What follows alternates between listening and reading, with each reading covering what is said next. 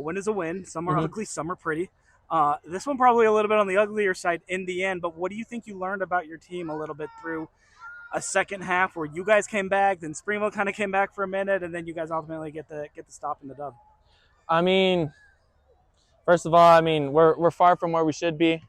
I think the game shouldn't have been that close. We just got to get to work, learn from our team. We're still able to battle. Offense, we were driving the whole time. We just couldn't finish.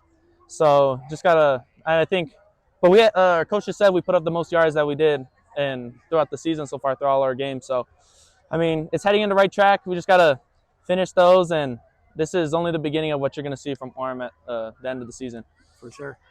Right there at the very end, you guys fumbled driving the ball going forward when you're like right on the just seconds away from being able to ice it. Yeah. And that kind of thing. You were on the field for that final drive when Springville was trying to drive. Just what's kind of going through your head? What are sort of some of the emotions as you're just trying to hold on and cling on? I mean, obviously it's pretty scary. That's a huge momentum shift. We're icing the game, and now we're on a 45-second drive on defense. So the biggest thing was I was not trying to get beat deep. I did not want I did not want a touchdown on my head. So, I mean, just play back like that. I mean, obviously it's a little, pressure, but I mean, I feel like on my team, we have a pretty young team, and I feel like as one of the captains, it's my job to stay composed and make the plays when they come at me.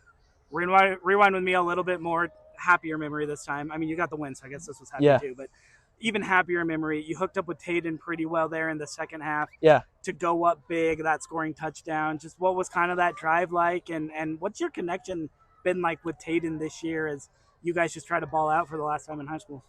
Yeah, so me and Taden were really close. Last year we had a great connection. This year, this was my first game back playing. I had a little hamstring issue. Yeah. So, I mean, it was, it kind of showed we were a little rusty. He missed me on a couple of deep balls that would have been touchdowns. Yeah.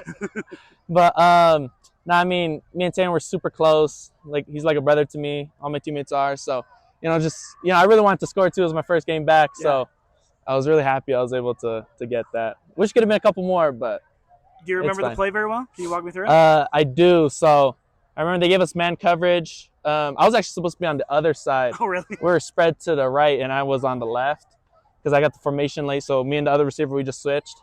And I saw him press, and he was pretty close. So I know I was a lot stronger and bigger than him. So I just shock released him, went in, and then touchdown. Yeah. Well, you had a little life update I mentioned since the last time I talked to you, which was last season because we're still early in the year. But you're official committed to BYU still. I am, yes.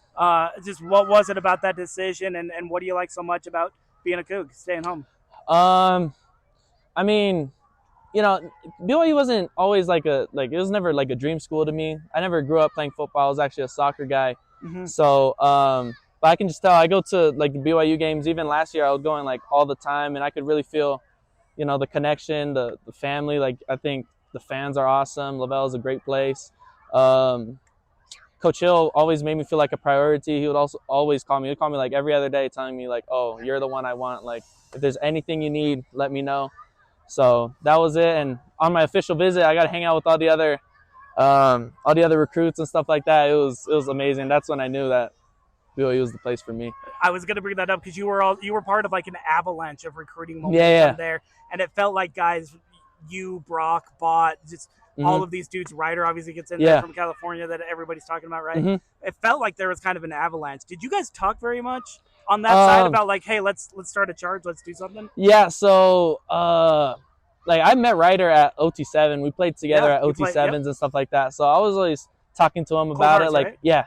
I was always, oh, what do you think about BYU and stuff like that? Because his top were BYU and Oregon at the time.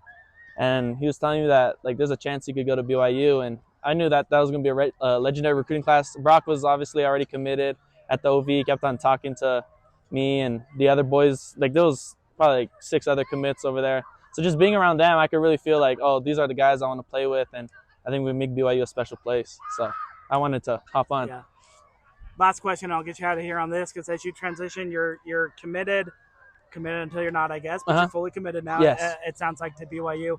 What do you kind of want to sort of finish out your senior season with? Like, what what's kind of left to do, and how do you feel like Orem can get better, take that next step, Yeah. and really contend for a title? I think, I don't know, I would say my high school career is, I've had everything. I've gotten all the offers, all the stats last year. So the only thing I don't have is that ring, that state championship. So that's for sure number one. I could care less about everything else, how many stats, touchdowns, and stuff I have. Obviously, those are cool, but number one is that state championship. So that's it. And then with our team, I know we're going to bounce back. We're going to get to work on Monday, and we're going to get better week in and week out. So heading on the right track.